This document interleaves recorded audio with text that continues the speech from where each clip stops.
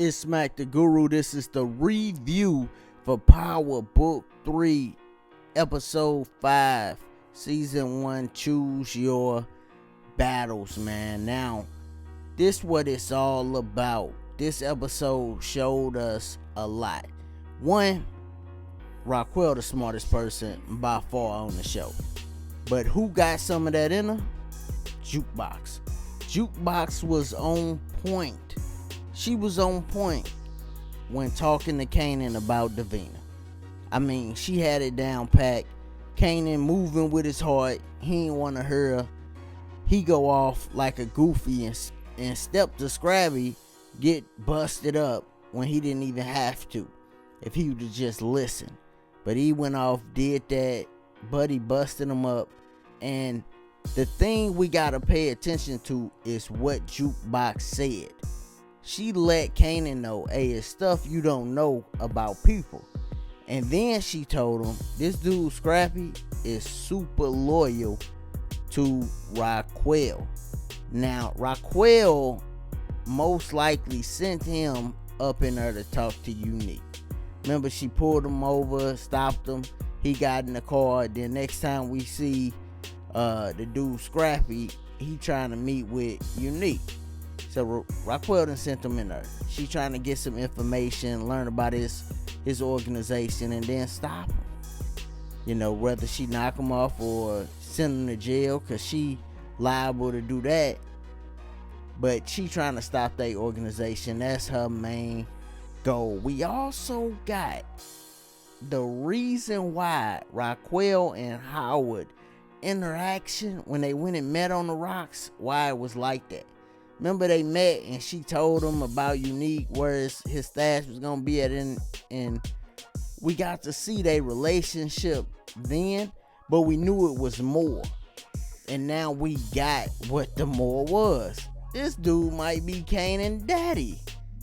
And I was thinking that in like the middle part of this episode, but then when he said it, I'm like, dang, he really might be Kanan daddy. Now that's gonna blow Kanan for, you know, a trip. If he really is Kanan daddy and then they have to tell him and all that, yeah, that's gonna blow Kanan mind. But also it's gonna help Kanan too, you know, because hey, now you got somebody that's on the police force. You got somebody that's in, and it's blood.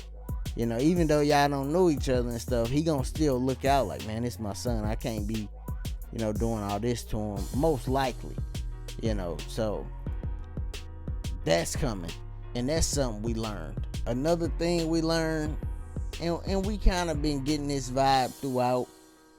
Uncle Marvin, they don't respect him. The family don't respect him. Definitely Raquel don't respect him as much as she do Lulu. Now he did lie for sure. You know, he protected Kanan, but then he lied about it. So Raquel didn't figure all that out. So she really was dogging him at that table. She really was, man. And when you the leader, when you the head person like Raquel, you gotta find balance, because you could lose somebody too by dogging them too much, right? So she gotta find balance and not, and make sure she get her point across, but not dog him as much, because you could kind of see on his face, he like, man, I you know. But you could really lose somebody if you dogging them too much from a leadership standpoint. But right after that, they go outside. Uncle Marvin, Uncle Lulu, they throw him up. Man, Uncle Marvin showed why he big bruh. Real talk. Cause he beat Lulu down when they was throwing him. In my opinion. I'm like, yeah, he definitely got the best of, I mean, definitely. But other things that happened in the show that stood out to me, before I hit on two things that I really want to hit on. We got Raquel showing Kanan how to cook it up. Alright, she's showing them how to cook it up, and just giving them a little more to the game, because She like, yo, things getting crazy out here. I don't even know if I'm gonna be here. I might as well teach him, than just something bad happen and now he just out here and he don't know nothing and he out here alone. So she teaching him now. Then we got Raquel making the decision to move into them projects. That apartment idea, genius. They moving into the project. She got 2 apartments stacked on each other, so she'll be able to just, transfer stuff up and down depending on what's getting searched or depending on when she need to do that. So that was a very great idea for that apartment. But it showed the bad side of the game they in, right? Because they terrorized the people to get them apartments. I mean, terrorized them. Got people moving out their apartments, beat the dude down, all that stuff. It really showed the bad side of what they doing, man. Like, some of the worst things, they stepping on people in the community, basically. And a lot of people out there that's involved in what they're involved in do the exact same thing.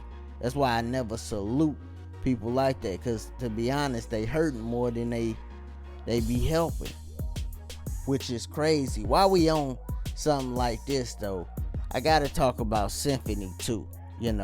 I like him more now. He still might be a cop or a double agent, something like that, but I do like him more now. And I like how the writers is dropping knowledge and gems in Power Book 3. I know a lot of people probably didn't know about the whole situation with the highways. But yeah, man, that happened all across America. They built highways and communities and destroyed them. Split people up, sent people to other places all over America, in every downtown, basically, right? They built these highways and really displaced a lot of people. And people don't know that or understand that they destroyed communities when they did that too. That's the biggest thing. They destroyed communities, economies, or the economy of the community. It just was real crooked what was going on. And I like that they touching on that. Besides Symphony dropping knowledge, him and Kanan relationship is changing also. He went and picked Kanan up, so that smoothed some things over. But it seemed like their relationship getting better. So we're gonna see where that go too. Remember, I still think Buddy still is a cop, right? That's the main thing I think, or he might be working for somebody else. But the main thing I think is that dude's still a cop, man. And the last thing I gotta discuss, and then we're gonna get out of here after this one, man. But I gotta talk about Lulu and this crown and studio situation, right? Because at first I thought Lulu was like, man, I'm gonna invest and get me a studio and buy the equipment and all that. But I'm starting to think, nah, he gonna take Crown Studio. He gonna get Crown out the way, whether he knock him off or just move them out the way, or let them know, hey, this gonna be my studio now. I'm gonna come here and record whenever I want to. I think they going towards that. Instead of him invested in buying his own stuff, he just gonna use that one. Then he done got it in with Jessica, right? So hopefully she ain't putting out the Crown or doing anything with Crown. She probably be the person that'll set Crown up so Lulu could get him out the way. I can see that happening, man. But one way or another, Lulu getting a studio, best believe that. But yeah, man, it was another good show, episode 5 in the books. Man, if y'all still here, definitely if you still here, because people be watching the videos, don't be subscribed. If you're still here, click that subscribe button. I appreciate it. And then like the video for me. Now other than this, I got the preview that's out, should be out already. And then I got other stuff on the channel, hip-hop videos, sports videos. I'll be breaking down stuff, so check that stuff out too, man. But as always, it's Mac the Guru. Y'all be easy, be safe, peace.